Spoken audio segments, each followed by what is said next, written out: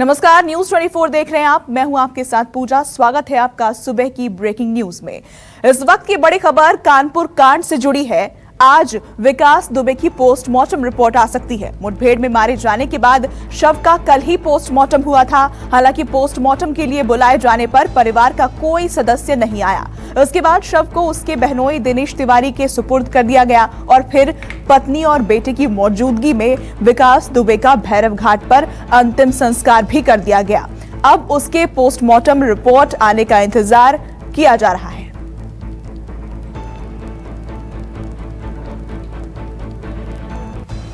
तो कल पत्नी और बेटे की मौजूदगी में विकास दुबे का अंतिम संस्कार किया गया और आज उसकी पोस्टमार्टम रिपोर्ट आ सकती है।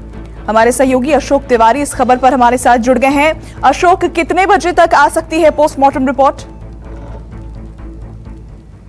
देखिए, पोस्टमार्टम रिपोर्ट आज जो है वो अस्पताल की तरफ से पहले पुलिस डिपार्टमेंट को सौंपी जाएगी और उसके बाद उस पोस्टमार्टम रिपोर्ट में तस्वीरें और साफ हो पाएंगी। लेकिन शुरुआती दौर में इस बात की जानकारी पहले ही दे दी गई थी कि जब ये पूरा घटनाक्रम घटित हुआ है उसके बाद विकास के शरीर में 4 गोलियां लगी थी। इस बात की पुष्टि कल ही प्राथमिक तौर पर डॉक्टर्स ने कर दी थी और उसके बाद फिलहाल जब उसको हॉस्पिटल भेजा गया था वहां पर उसको मृत घोषित किया गया था। जी, यानी आप बता रहे हैं कि पहले ये पोस्टमार्टम रिपोर्ट पुलिस को दी जाएगी। देखिए, निश्चित तौर पर चूंकि जब ये पूरा घटनाक्रम घटित हुआ है, यानी वो इलाका सचेंडी थाने के अंतर्गत जहां पर पुलिस और विकास का आमना सामना हुआ और उसके बाद पहले विकास की तरफ से गोली चलाई गई, बाद में पुलिस की तरफ से गोली चलाई गई जिसमें 4 पुलिसकर्मी भी घायल हुए थे और विकास चूंकि उसको 4 गोलियां लगी थी, लिहाजा हॉस्पिटल ले जाते जाते उसकी मृत्यु हो गई थी। हालांकि डॉक्टर्स ने अधिकृत तौर पर उसको मृत घोषित किया था।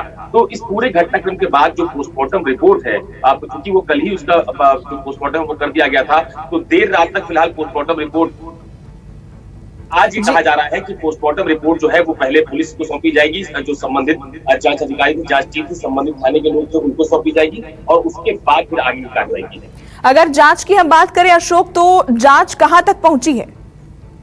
देखिए, इस पूरे घटनाक्रम में आप देखिए कि जिन 15 लोगों के पोस्टर्स जारी किए गए थे पुलिस की तरफ से, यानी संबंधित थाने की तरफ से, कानपुर के तमाम सारे जनपदों में पोस्टर्स लगाए गए थे कि 15 लोग ऐसे थे जिनके पोस्टर्स सार्वजनिक किए गए थे। मोस्ट वांटेड की सूची में उनको रखा गया था।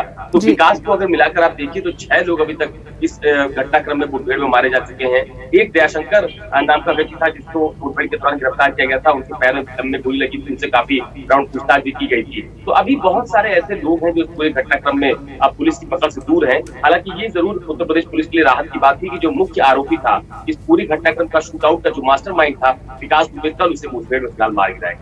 जी अशोक, बहुत शुक्रिया आपका ये अपडेट हमें देने के लिए। एनकाउंटर में विकास दुबे की मौत को उसके पिता रामकुमार दुबे ने भी जायज ठहराया है। विकास के पिता ने कहा कि पुलिस ने उसे मारकर ठीक किया क्योंकि उसने पुलिस वालों को मारकर अपराध किया था। उनका कहना है कि विकास ने कभी उनका कहा नहीं माना। शायद यही वजह है कि उन्होंने उसके अंतिम संस्कार से भी दूरी बनाए रखी। उन्होंने कहा कि आपका लड़का मार दिया गया है, तो हमने कहा ठीक किया गया। जो हमारा कहा अगर वो मानता तो आज इस दशा को क्यों प्राप्त होता। विकास ने हमारी कोई मददें नहीं कभी की। अगर मुख्यमंत्री जो है उनके एक हाथ में शांति का संदेश है तो दूसरे हाथ में दंड है। आखिरकार वो ऐसा न करें तो कल को दूसरे लोग इसी प्रकार के कार्य करने लगेंगे। विकास दुबे की मौत के बाद बीती रात उसका बड़ा बेटा आकाश दुबे अपनी दादी से मिलने लखनऊ के कृष्णा नगर स्थित घर पहुंचा।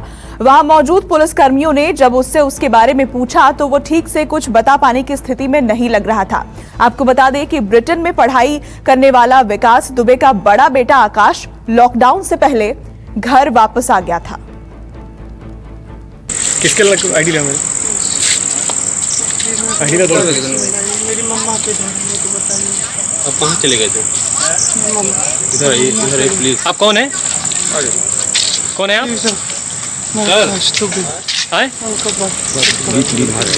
नहीं बीमार, मुंह पे मास्क लगा लो।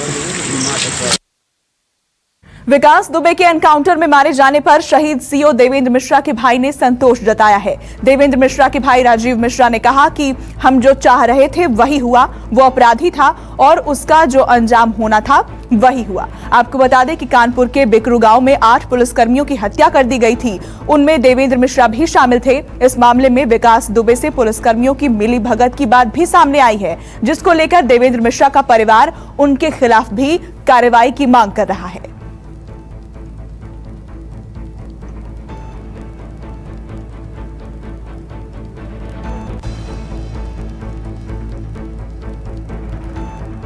तो जो अपराधी था, जो हम चाह रहे थे कि जो हमारे भैया कोई ऐसा किया है उसका परिणाम मिले। सब इंस्पेक्टर जो तिवारी है उनका भी हाथ है इसमें, उनको भी कड़ी से कड़ी सजा मिले। इसमें तो ऑटोमेटिक जाहिर होता है, ये तो भाई जहाँ जिसका संबंध या जिसका कनेक्शन होगा वहीं तो सरेंडर होता है।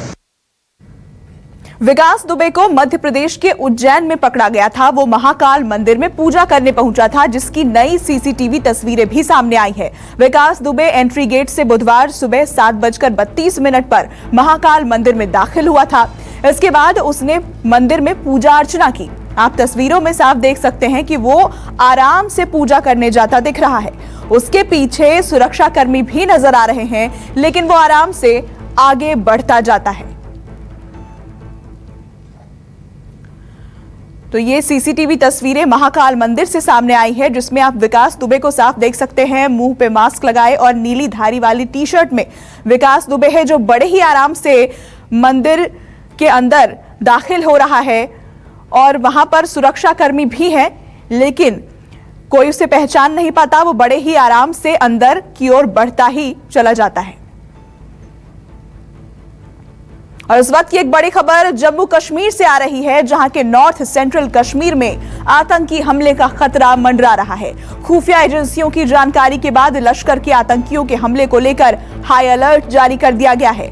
बताया जा रहा है कि बारामूला से एक ऑल्टो कार को चुराया गया है, जिसे पाकिस्तानी आतंकी उस्मान हमले के लिए इस्तेमाल कर सकता है। खुफिया रिपोर्ट की माने तो आतंकी आर्मी कैंप या फिर सेना के काफिले को निशाना बना सकते हैं। पूरे इलाके में हाई अलर्ट घोषित कर दी गई है इस वक्त।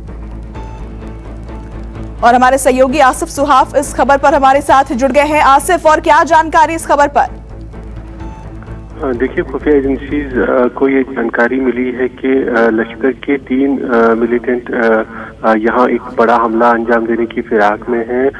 काफी समय से ये साजिश कर रहे हैं और खुफिया एजेंसीज ने ये भी खुलासा किया है कि पाकिस्तान से काफी दबाव बनाया जा रहा है लश्कर के मिलिटेंटों के ऊपर कि वो कोई बड़ा हमला फोर्सेस की कॉन्वॉय या फोर्सेस के कैंप पर अंजाम दे, जिसके चलते खास तौर पर उत्तरी कश्मीर के बारामूला पट्टन इलाके से श्रीनगर के जो सेंट्रल कश्मीर में HMT इलाका है वहां तक हमले करने की साजिश की जा रही है। और इसी के चलते यहाँ खुफिया एजेंसीज ने ये भी जानकारी दी है कि एक दिन पहले इस इलाके में एक ऑल्टो गाड़ी भी चोरी हो गई है और शायद ये पाकिस्तानी मिलिटेंट इस गाड़ी का भी इस्तेमाल कर सकते हैं। हालांकि अभी कोई सुराग नहीं मिला है कि क्या गाड़ी वाकई इन मिलिटेंटों के पास है या चोरी हुई है। दूसरी चोरी की वारदात में ये गाड़ी उड़ा ली गई है। गाड़ी किसकी थी? ये जो कार चोरी हुई है वो कार किसकी थी?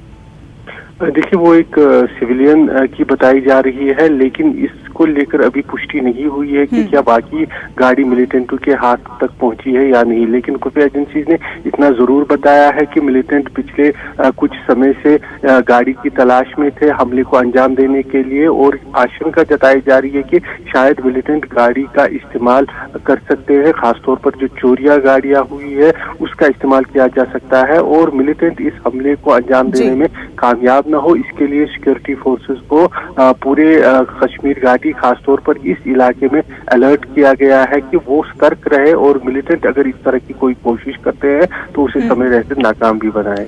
जी आसिफ, इस खबर पर आप अपनी नजर बना रखिए। फिलहाल बहुत शुक्रिया आपका ये अपडेट हमें देने के लिए। बढ़ते हैं आगे। राजस्थान में गहलोत की सरकार को गिराने की बड़ी साजिश का खुलासा हुआ है। एसओजी की जांच में 2 विधायकों को राज्यसभा चुनाव के दौरान 25-25 करोड़ के लालच देने के सबूत होने की बात सामने आई है। राज्यसभा चुनाव से पहले मुख्यमंत्री अशोक गहलोत ने इस साजिश पर संदेह जताया था, जिसको लेकर अब राजस्थान पुलिस की स्पेशल फोर्स एसओजी ने मुकदमा दर्ज कर लिया है, जिसकी कॉपी न्यूज 24 के पास मौजूद है।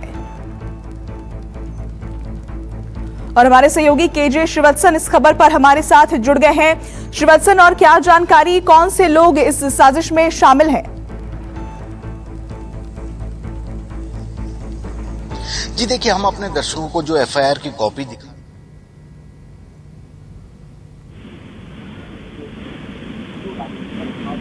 जून को मुख्यमंत्री अशोक गहलोत ने, यानी कि जो राज्यसभा चुनाव था उसके करीब 10 दिन पहले मुख्यमंत्री अशोक गहलोत ने खुद ने इसको लेकर आशंका जताई थी। उनकी पार्टी की ओर से, सत्तारूढ़ कांग्रेस की ओर से एसीबी एंटी करप्शन ब्यूरो और एसओजी में दर्ज कराई गई थी अपनी सरकार को अस्थिर करने की शिकायत। तो उसके बाद जब एसओजी ने जांच की तो 3 चरणों में यह पूरी जांच हुई। पहला, विधायकों को 25-25 करोड़ रुपए का प्रलोभन देकर सरकार को अस्थिर करने की बात हुई थी। दूसरा, यदि सरकार इस तरह से विधायक सभी सत्तारूढ़ कांग्रेस से अलग हो जाते हैं तो किस तरह से यहाँ राजस्थान में नई सरकार बनेगी, मुख्यमंत्री कौन होगा और केंद्र में किसे भेजा जाएगा जो सहयोग कर रहे हैं विधायक। दूसरा चरण ये था। और तीसरा, एफआईआर की जो कॉपी हम दिखा रहे हैं उसमें साफ तौर पे लिखा हुआ है कि ये पूरी योजना जब फेल हो गई तो उसके बाद राजस्थान सरकार पर किस तरह से नए खतरे की बात ये लोग सामने कर रहे हैं। तो जो एफआईआर की कॉपी है उसमें तहकीकात के बाद एसओजी ने अपनी पूरी रिपोर्ट तैयार की है। 2 लोगों को इस पूरे मामले में गिरफ्तार किया हुआ है। एक ब्यावर से गिरफ्तार हुआ है, एक उदयपुर से गिरफ्तार हुआ है। उदयपुर से जिस शख्स को गिरफ्तार किया है वह एक बड़ा हिस्ट्री सीटर है, जिसे अभी कुछ ही देर में एसओजी के ऑफिस में भी लेकर आ रहे हैं और पूछताछ अब लंबी जाएगी। तो कुल मिलाकर एक तरह से कहा जाए तो राजस्थान सरकार को गिराने की जो बड़ी साजिश की मुख्यमंत्री बहुत शुक्रिया आपका ये तमाम जानकारी हमें देने के लिए। बढ़ते हैं आगे। कांग्रेस के कार्यकारी अध्यक्ष सोनिया गांधी आज कांग्रेस सांसदों के साथ मीटिंग करेंगी। आज सुबह 10:30 बजे वीडियो कॉन्फ्रेंसिंग के जरिए बैठक होगी। वर्तमान राजनीतिक हालात के साथ आर्थिक मुद्दों पर सोनिया गांधी बात करेंगी। सांसद निधि 2 साल के लिए खत्म किए जाने से सांसद परेशान हैं। कांग्रेस के सांसदों का आरोप है कि बीजेपी और क्षेत्रीय पार्टियों के सांसद अपना काम करवा लेते हैं, लेकिन कांग्रेस सांसदों की कोई सुनवाई नहीं होती।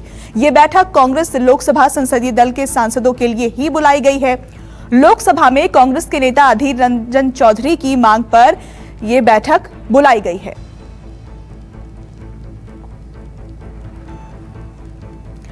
कोरोना के बढ़ते मामलों को लेकर यूपी में एक बार फिर से लॉकडाउन शुरू हो गया है। प्रदेश भर में बीती रात 10 बजे से 13 जुलाई की सुबह 5 बजे तक के लिए लॉकडाउन लगाया गया है। पुलिस प्रशासन की टीमें इसको लेकर जगह जगह सख्ती से लागू कराने में जुटी नजर आ रही हैं। लॉकडाउन के दौरान बाजार, हाट, गल्ला मंडी से लेकर दफ्तर तक बंद रहेंगे। हालांकि जरूरी सेवाएं जारी रहेंगी। लॉकडाउन के दौरान पूरे प्रदेश में 12 जुलाई तक सफाई, स्वच्छता और स्वच्छ पेयजल आपूर्ति के लिए बड़ा अभियान चलेगा। आपको बता दें कि यूपी में कोरोना संक्रमितों का आंकड़ा बढ़कर 33,700 तक पहुंच गया है।